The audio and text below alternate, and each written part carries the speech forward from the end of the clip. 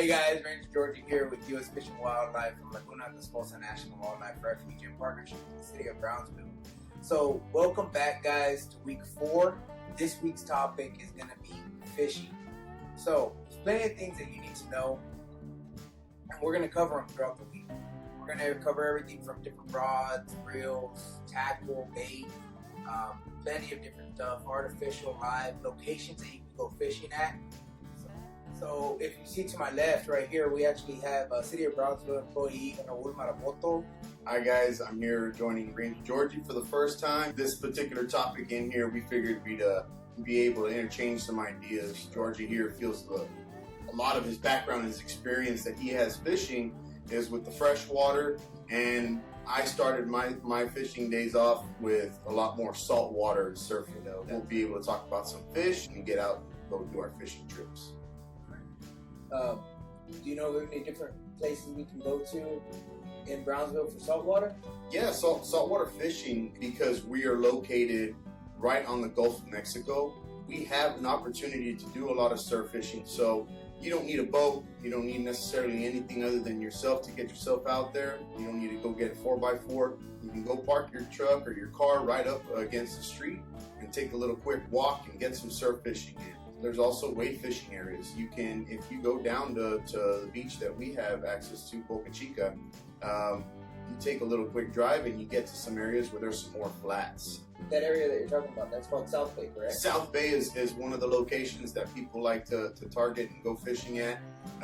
You can go to South Padre Island and do the same thing and go and wading. You can do surf fishing, obviously, on there. You take a quick drive north and you have access to the Arroyo Colorado. You know, so we talked about camping and we talked about Adolfo Tomé Park, and people go to Adolfo Tomé Park and there's some, when they go camping, they also do some fishing, recreational fishing out there. And there's some fishing piers at different locations that they offer. A lot of fishermen go launch their boats. It's a launch site as well.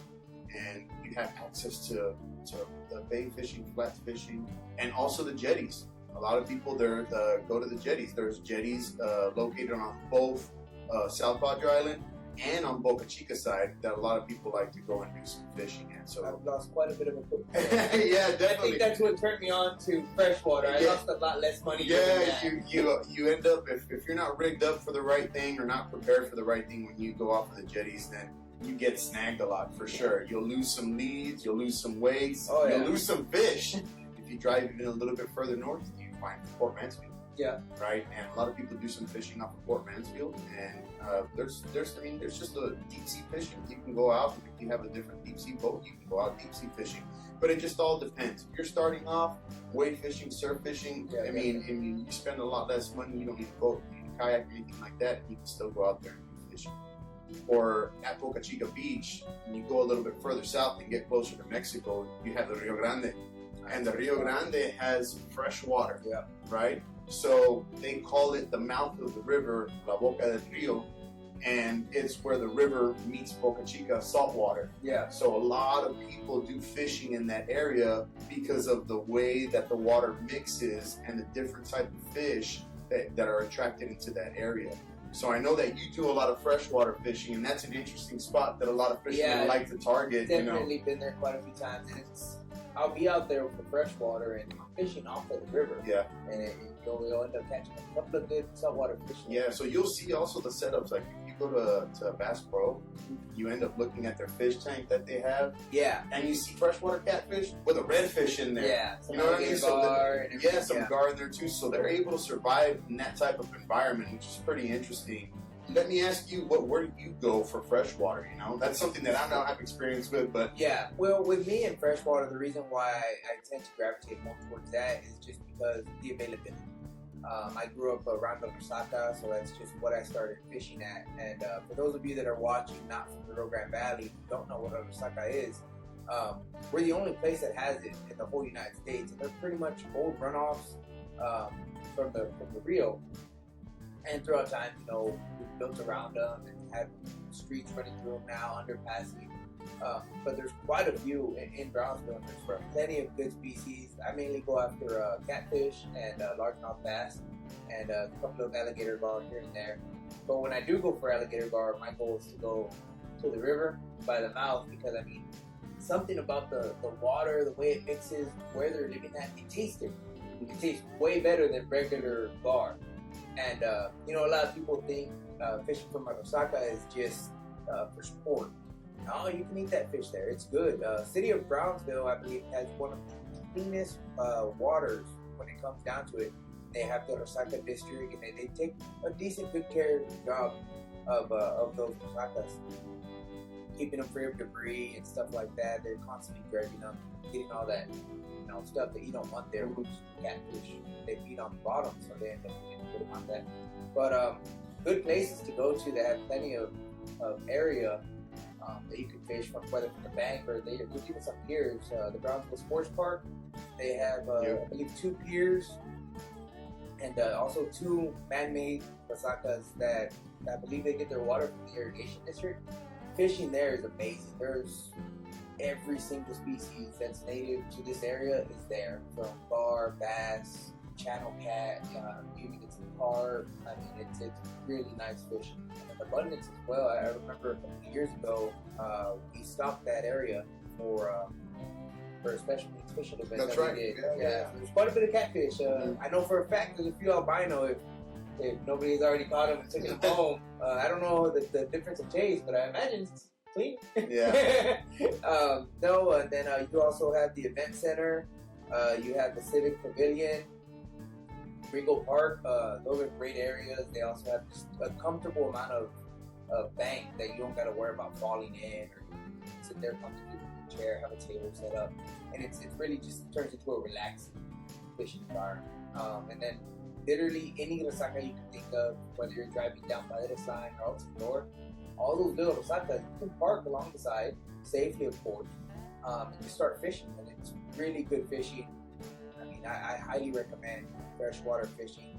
I've been getting into saltwater. I just always get drugged back very much. So, George, when you go freshwater fishing, what kind of fish do you usually target? I go for a lot of fish on freshwater, to be honest, but my main ones are always going to be channel cat and largemouth bass. Catfish? I love catfish, man. Catfish is delicious. Me personally, I think it tastes better fresh from the Osaka. I know a lot of people think that you shouldn't be eating fish caught in the Osaka. I don't know where that got started. There's different catfish. You have flathead. You have the blues. I mean, they're all good catfish. Just channel happens to be my favorite. I like the fact that the limit's 25. So you can catch 25 catfish. I mean, that's a lot. Yeah. If you're good at filleting, you catch decent sized cats. You get 50 fillets on a good day. I personally have never caught the full 25, but I mean, it's a lot of meat that you can take home. Yeah, you'll feed a lot of people with that. Definitely. And then the largemouth bass, I mainly go for catch and release. It's more of a sport fish. Not that you can't eat it. It is still a delicious fish. Absolutely amazing. But I like the fight that it gives. It's a short-lived fight. Very short. Maybe 5 seconds. 5 seconds if he's a big boy. But, man, that fight is amazing. Definitely. If you're going to go for a big, long fight, I mean, alligator gar will give you about a 30-minute fight. And they get really big. I mean, those are still dinosaurs. I've seen people in pictures with like alligator gar 5 foot long. Oh yeah, that's not even that big. 5 feet is pretty decent. It's a good sized eating gar. Yeah. Once they get past a certain size, the meat kind of gets a little old. You can taste the oldness. Okay, yeah. So you really don't want those real big boys of monsters. Then you also have, you have freshwater drum. You get the bluegill. You'll get common carp, which is really good eating. I know a lot of people don't like it. It is an invasive species. It doesn't look that pretty, ugly mouth, but it tastes good. Then you also have, if you want to do a cheater's day, just grab yourself a casting net and go catch yourself some tilapia. Okay. I mean, they're here in Osakas. Anywhere you go to, we have multiple areas within Brownsville, a bunch of Osakas. You got the event center. You got great places that you could go to. Good fishing, absolute good fishing. What kind of fish do you normally go after whenever you go fishing saltwater? Well, when I go saltwater fishing, obviously you mentioned we do red drum and we do the spotted speckled trout, flounder. Got some real nice white meat onto it, and you get a good number of fillets. You got 2 fillets on top, 2 fillets on the bottom. There's actually some sporting fish like snook. People like to catch snook, and it's a really small slot for a keeper snook.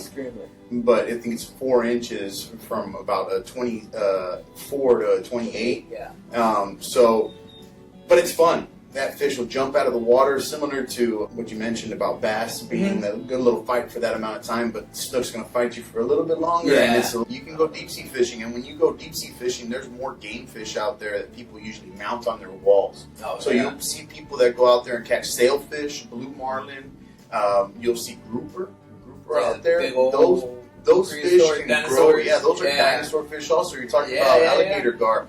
Grouper are some prehistoric fish out there too, man, that they can weigh up to 600 pounds sometimes. So you're talking about big alligator gar, man, these grouper go really big, and they're in the deep sea area. And you can find a whole bunch of different fish, man. I mean, those sheep's head are some other ones that are pretty good eating. Yeah. Sheep's head are really unique. They have a really unique teeth that they have on them that almost looks like human teeth that they have on there. So they look like they're biting on stuff, but they have like the front two teeth look like buck teeth, like that we have, you know? So, and sheep's head are out there. But the reason I reacted so oddly when you mentioned catfish is because you don't really normally hear about people eating saltwater catfish. You have those hard heads that are down there, and usually if you're an unlucky fisherman like I am, you catch a lot of those, and we're not taking them home. No, not at all. There is, however, another type of catfish that's called a gaff top that has more of like a sail on its dorsal fin, and I've heard people eat the gaff top catfish, which I've caught on the surf also. We're definitely going to get out there and go fishing and hopefully get you on some different species that we've talked about today. So. Hopefully later on tonight we're going to do a little bit of catfishing and see if we can't get lucky. Hopefully we don't get stuck with any bars. Be careful. So you take me freshwater fishing, since that's your background. You put me on bass, and I'll put you on some redfish or trout. We'll definitely get that. We'll get that going. Sounds good, man. All right. Looking forward to the fishing trip, guys. We'll see y'all in a bit.